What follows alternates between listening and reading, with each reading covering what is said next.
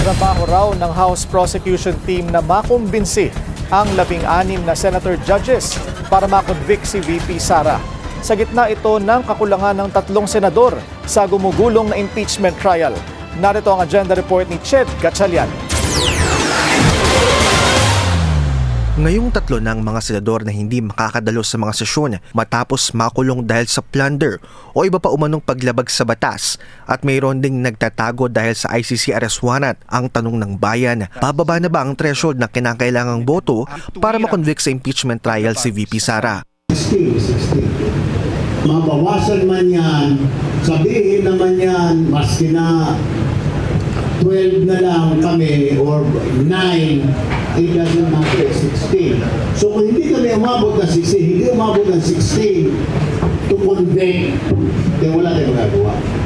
Paliwanag ni Senator Erwin Tulfo, trabaho na ng House Prosecution Panel na makakumbinsi ng 16 na senador para mapatalsik ang bise. Bukas din si Tulfo sa panawagang makadalo pa rin sa impeachment trial sina Senator Sudante Marcoleta, Jinggoy Estrada at maski na si Bato de la Rosa. Yung kanyang karapatan ng senator. Pero other than si Senator Marcoleta, hindi naman po sinuspindi. May inaresto po siya, may plunder po siya, pero it doesn't prevent him from attending. Bumalag din si Tulfo sa mga kumekestyon sa kapasidad ni Senate President Win Gatchalian dahil hindi ito nagsisilbi ngayon bilang presiding officer sa paglilitis kay VP Sara. Paliwanag ni Tulfo, wala namang malino na sinabi sa konstitusyon na Senate President lamang ang pwedeng maging presiding officer.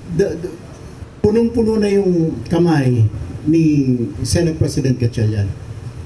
Meron kang budget 2 months from now, meron kang flood control issues, meron kang 3 kasamaan. I know nasa kustodiya na po sila, but we still have to talk about it. We still have to think what can we do.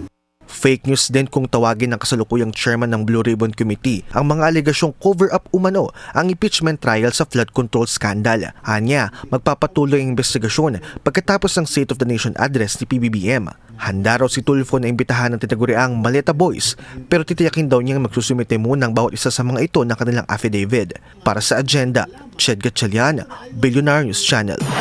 Manatiling nakatutok sa Billionaire News Channel. Sumubaybay sa aming social media accounts at mag-subscribe sa aming YouTube channel para sa mga eksklusibong balita at storya.